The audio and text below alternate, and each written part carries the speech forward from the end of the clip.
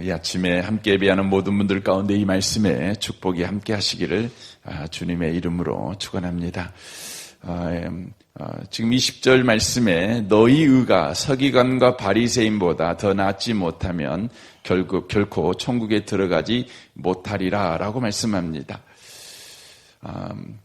지금 이 말씀을 통해서 그리스도인들이 이 땅의 삶을 살아가면서 천국을 누리며 살아가는 것은 우리의 의가 서기관과 바리새인보다 더 나아야 된다 이렇게 말씀하고 있는 것입니다.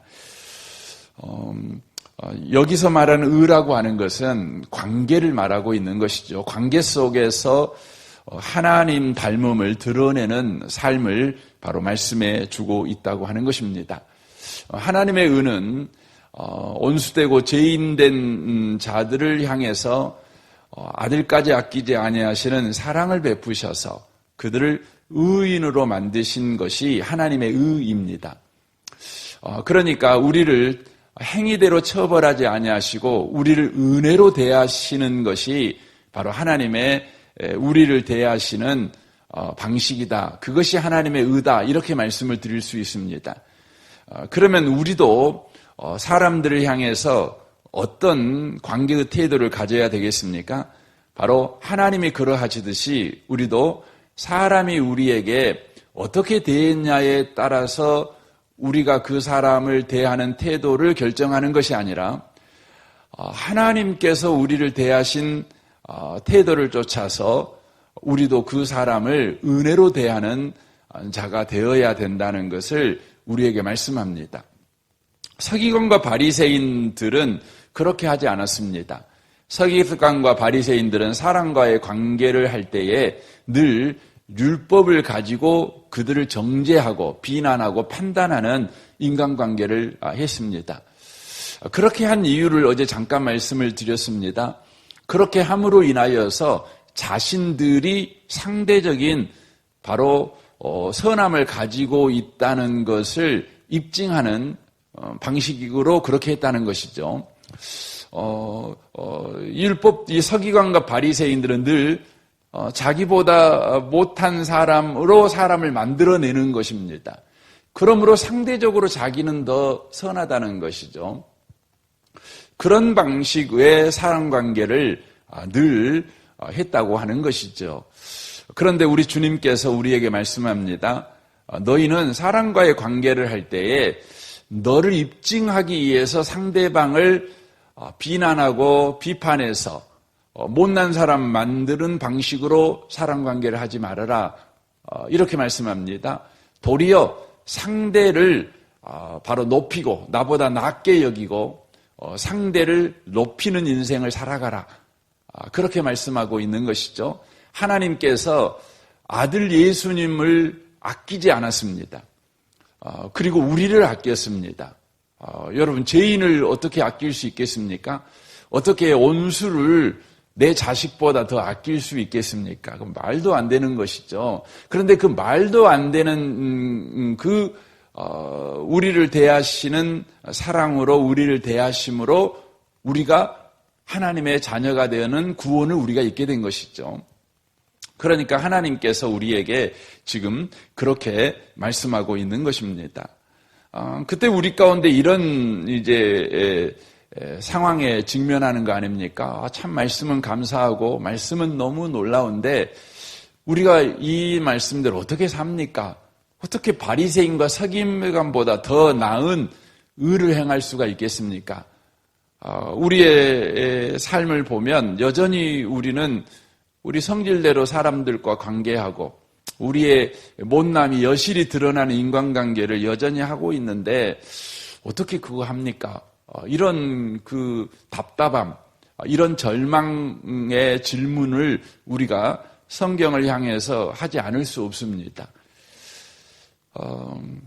그때 성경은 우리에게 이렇게 지금 말씀을 하고 계시는 것이죠. 무슨 말씀을 하고 계시는 것입니까? 성경은 우리에게 너희들의 의가 서기관과 바리새인보다 더 나아야 돼. 그러니까 노력해봐, 애써봐. 이렇게 말하고 끝내는 것이 아닙니다.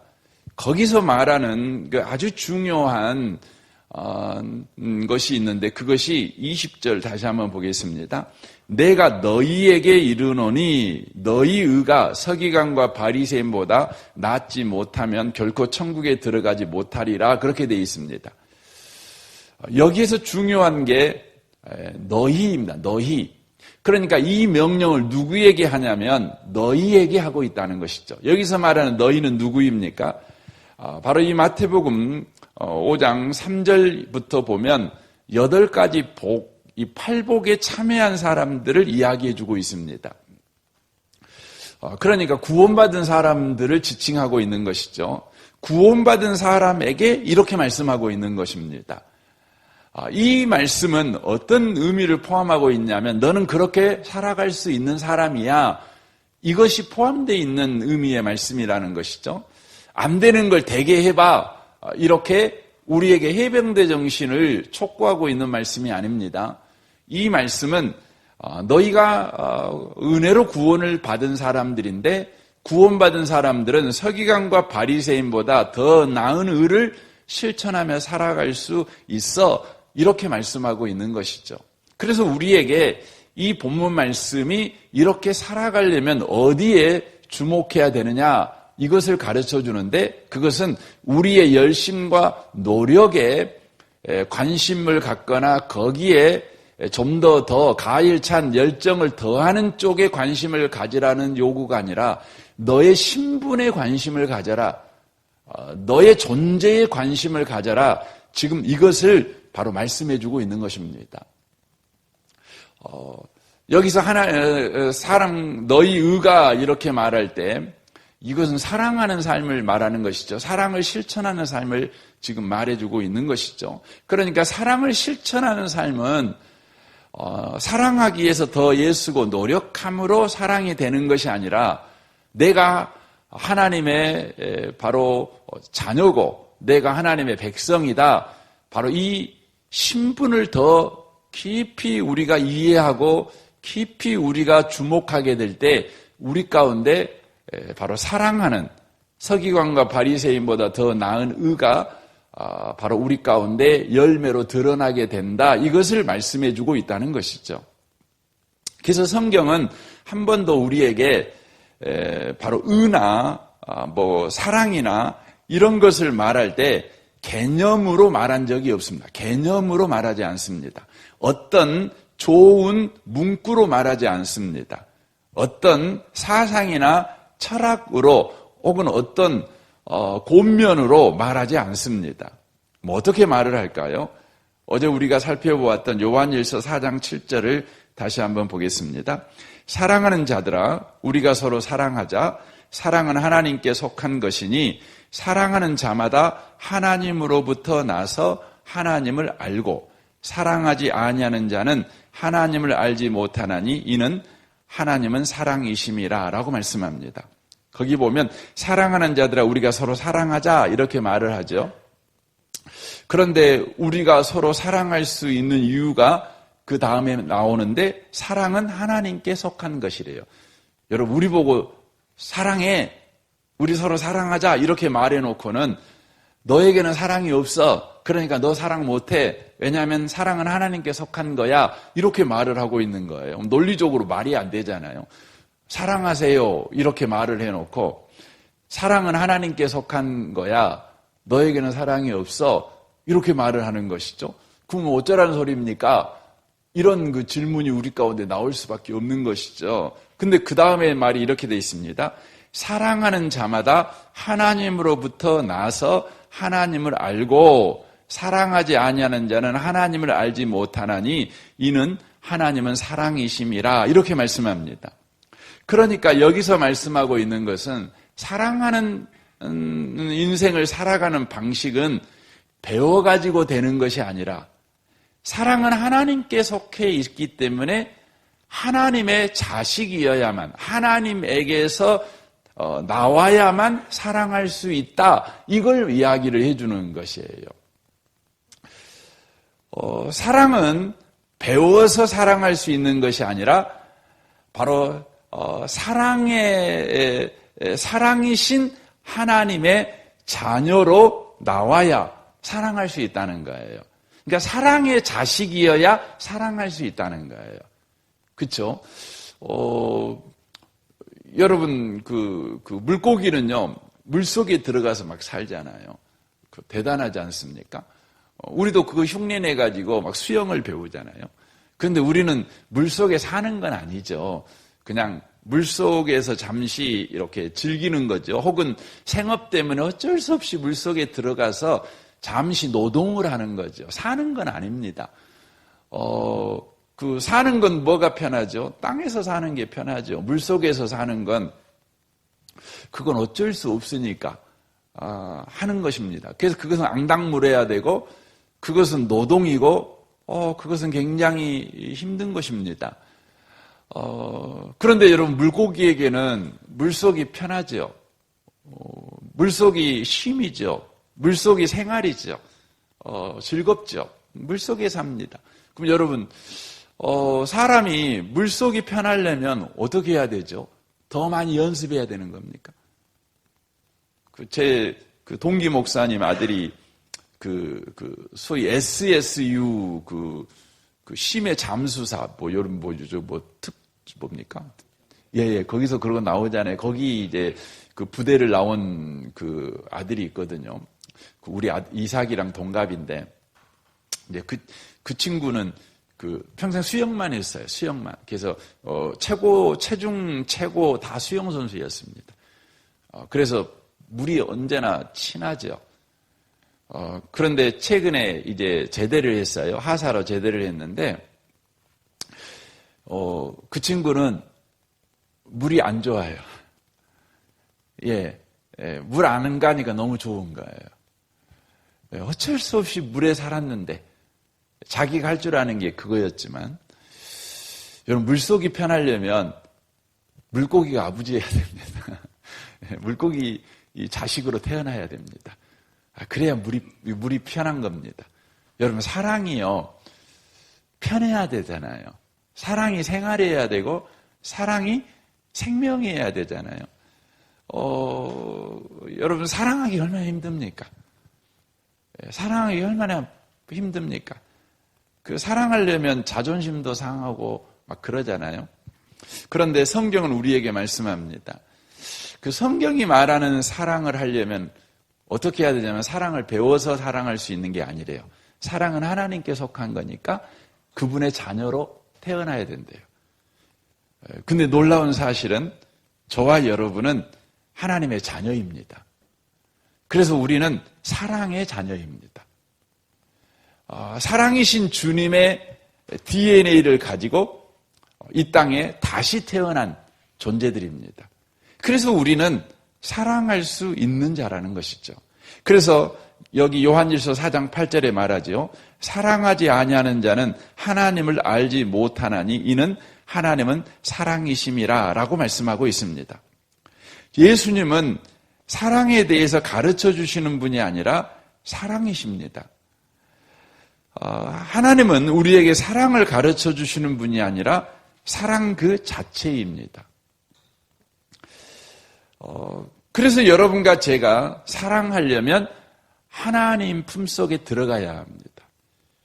예수님 품속에 들어가야 합니다. 예수님 안에 거해야 하는 것이죠. 그래서 요한일서 4장 15절에 이렇게 말씀합니다. 누구든지 예수를 하나님의 아들이라 시인하면 하나님이 그 안에 거하고 그도 하나님 안에 거하느니라. 하나님이 우리를 사랑하시는 사랑을 우리가 알고 믿었노니 하나님은 사랑이시라. 사랑 안에 거하는 자는 하나님 안에 거하고 하나님도 그 안에 거하느니라 라고 말씀합니다. 우리는 세상 표현으로 말하면 하나님의 사랑의 유전 인자를 갖고 태어났다. 거듭 태어났다. 이것이 구원받았다. 이런 의미의 말씀인 것이죠. 그래서 저와 여러분이 사랑하며 살아가려면 반드시 기억해야 되는 것이 있어요. 그게 뭐냐면 우리의 신분을 기억하는 것입니다. 우리가 사랑의 자녀다. 우리 안에는 사랑의 DNA가 있다. 이것을 저와 여러분이 기억하는 것입니다. 여전히 우리에게는 습관이 있습니다. 습관이 있습니다. 그런데 이 습관을 이기는 방식이 뭐냐면 내가 누구인지를 늘 자각하는 것입니다. 내가 누구인지를 늘 기억하는 것입니다. 내가 누구이냐? 인생이 왜 방황할까요? 여러분, 인류 역사는 끊임없는 질문을 해온 역사입니다. 인류 역사의 최고의 질문이 뭔지 아십니까? 이게 이제 철학의 질문이죠. 그게 뭐냐면 나는 누구인가예요. 소크라테스가 말했죠. 너를 알라 그랬죠. 네 자신을 알라 그랬잖아요. 이게 철학의 대명제입니다. 나는 누구인가? 여러분, 인생이 방황하고 인생이 욕망에 붙잡혀 살아가는 이유, 인생이 갈 바를 알지 못하는 이유, 인생이 뭔가를 소유했음에도 불구하고 만족하지 못하고 불안하고 또 헤매는 인생을 사는 이유, 그 이유는 뭐냐면 내가 누구인지를 모르기 때문이에요. 세상에서는 내가 누구인지를 알 수가 없어요. 알 수가 없습니다. 여러분, 구원받은 사람만 내가 누구인지를 압니다. 왜 내가 누구인지를 아냐면 내 아버지가 누구인지를 알기 때문에 그렇습니다. 여러분, 아버지가 누구인지를 아는 사람은 내가 누구인지를 압니다. 그렇죠? 우리에게는 육신의 아버지가 있죠. 그럼에도 불구하고 육신의 아버지도 본인이 누군지를 모릅니다. 그 아버지도 모릅니다. 그러니 인류는 끊임없이 내가 누구인지를 모르는 대물림을 해왔습니다. 그런데 저와 여러분이 예수를 믿는다. 이것은 우리의 바로 영원한 아버지가 누구이시고 우리의 진짜 아버지가 누구이신지를 저와 여러분이 알게 되었다는 거예요. 하나님이 우리 아버지라는 것이죠. 이게 중요합니다. 하나님이 나의 아버지다. 이것을 아는 그 순간 우리는 진실로 사랑 가운데 들어갈 수 있는 사람이 된다는 거예요. 여기에 서기관과 바리새인이 나옵니다. 서기관과 바리새인들은 왜 그렇게밖에 살 수 없었을까요? 사실 알고 보면 서기관과 바리새인이 살아간 삶의 방식은 인류가 살아갈 수 있는 최선의 방식입니다. 어쩌면 최고의 방식입니다. 서기관과 바리새인이 누구일까요? 서기관과 바리새인은 아버지가 없는 사람들입니다. 아버지가 없는 사람들이에요. 물론 육신의 아버지는 있죠. 하지만 하나님 아버지가 없는 사람들입니다. 그러니까 그들은 아버지가 없으니까 자기를 스스로 입증해야 돼요. 여러분을 입증하기 가장 좋은 방식이 뭡니까? 우리 아버지가 누군지를 말해주는 겁니다. 제가 그 시골에 가면 어렸을 때 이렇게 빨리 이렇게 시골에서 나왔기 때문에 저를 아는 분이 별로 없죠. 근데 사람들이 너 누구냐 이렇게 물어보면 저는 아무개 아들입니다. 이렇게 말하면 다 알아먹습니다. 내가 누군지를 금방 나를 낯선 사람 취급을 안 합니다. 나를 같은 동네 사람으로 취급해 줍니다. 얼마나 놀라운지 모르겠어요. 대단하죠. 또 저희 아버지는 목회자이셨으니까 이제 한참 어른 목사님들 제가 잘 모르죠. 모르는데 저를 알고 찾아오셔요.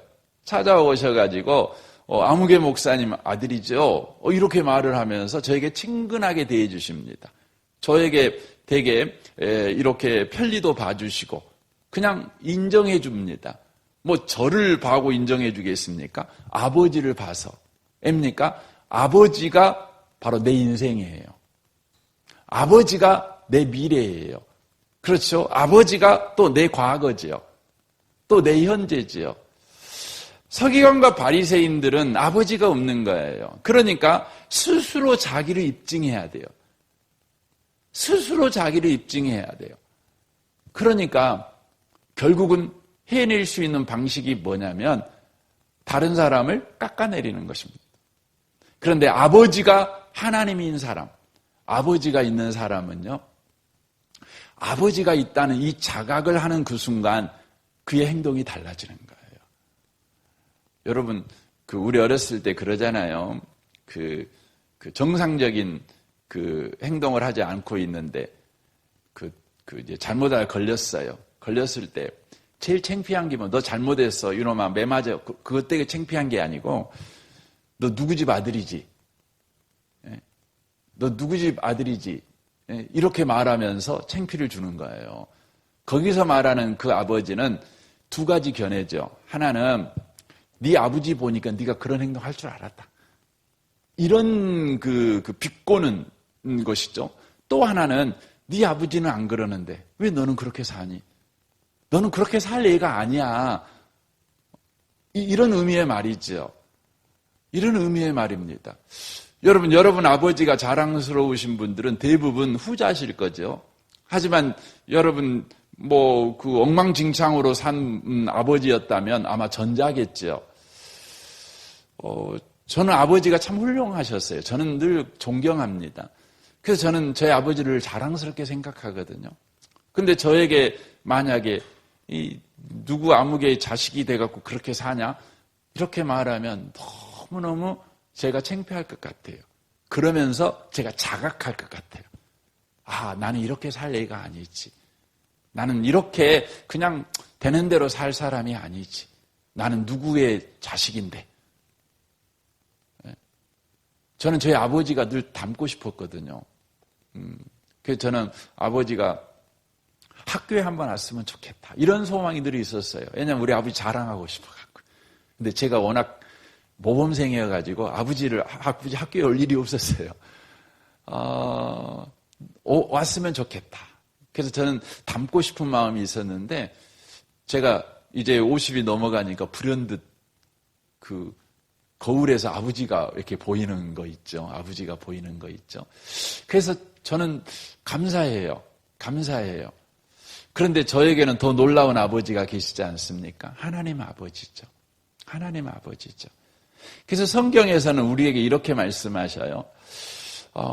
우리가 바리새인보다 서기관보다 더 나은 의를 실천하며 살아갈 수 있는 방법이 뭐냐? 그리스도인의 삶의 방식이 뭐냐? 그럼 갈라디아 2장 20절에서 말씀하죠. 내가 그리스도와 함께 십자가에 못 박혔나니 그런즉 이제는 내가 사는 것이 아니요 오직 내 안에 그리스도께서 사시는 것이라. 이제 내가 육체 가운데 사는 것은 나를 사랑하사 나를 위하여 자기 자신을 버리신 하나님의 아들을 믿는 믿음 안에 사는 것이라. 이 말씀이 어떤 의미입니까? 하나님이 나를 사랑으로 낳으셨다. 사랑의 하나님이 사랑으로 나를 낳으셨다. 그러므로 나는 사랑의 자녀다. 이것을 늘 기억하고 늘 이것을 확인하며 살아갈 때 우리도 사랑하며 살아간다는 거예요. 이게 놀라운 삶의 방식입니다. 우리가 뭔가를 더 노력하고 애써가지고 되는 것이 아니라 우리가 하나님의 자녀라는 것을 우리가 늘 기억하고 거기에 잇대어 인생을 살아가게 될 때 우리 가운데 자연스럽게 사랑을 하는 사람이 될 수 있다는 것이에요. 저는 이 아침에 다시 한번 저와 여러분이 하나님의 자녀다. 사랑의 하나님, 사랑이신 하나님의 자녀, 나는 사랑의 자녀다. 이것을 오늘 또 여러분 기억하십시오. 어떤 사람을 만나든지 또 어떤 환경에 처하든지 나에게는 하나님의 아버지시다. 나에게는 사랑의 유전자가 흐르고 있다. 내가 어제는 실패했어도 나는 기어이 그런 사람이 될 수밖에 없어. 그런 사람이 될 거야. 계속해서 그 주님의 자녀인 것을 기억하시고 살아가시는 그런 복 있는 저와 여러분이 되시기를 주님의 이름으로 축원합니다. 아멘. 우리 같이 기도하겠습니다. 주님, 오늘 또 우리가 하나님의 자녀인 것을 잊지 않게 하여 주옵소서. 우리는 아버지가 없는 바리새인과 서기관과 다릅니다. 우리는 사랑의 자녀입니다. 우리 몸에 사랑의 DNA가 우리 가운데 있습니다. 주여, 오늘 또 우리 안에 그 사랑이 일하고 있음을 놓치지 않고 살아가는 우리가 되게 하시옵소서. 내일 주일을 위해서 특별히 여러분 기도해 주시면 좋겠습니다. 주일 예배가 그 주님을 뜨겁게 만나고 그 주님으로 인하여 다시 한번 그리스도인의 정체성 위에 인생을 건설해가는 우리가 되게 하여 주옵소서. 우리 성도들의 가정을 위해서 기도해 주시고 또 교회를 위해 기도해 주시고 또 이 나라와 이 민족과 북한과 열방과 우리 선교사님들을 위해서도 여러분 기도해 주시면 좋겠습니다. 우리 좋으신 주님께 통성으로 구하겠습니다. 기도하겠습니다.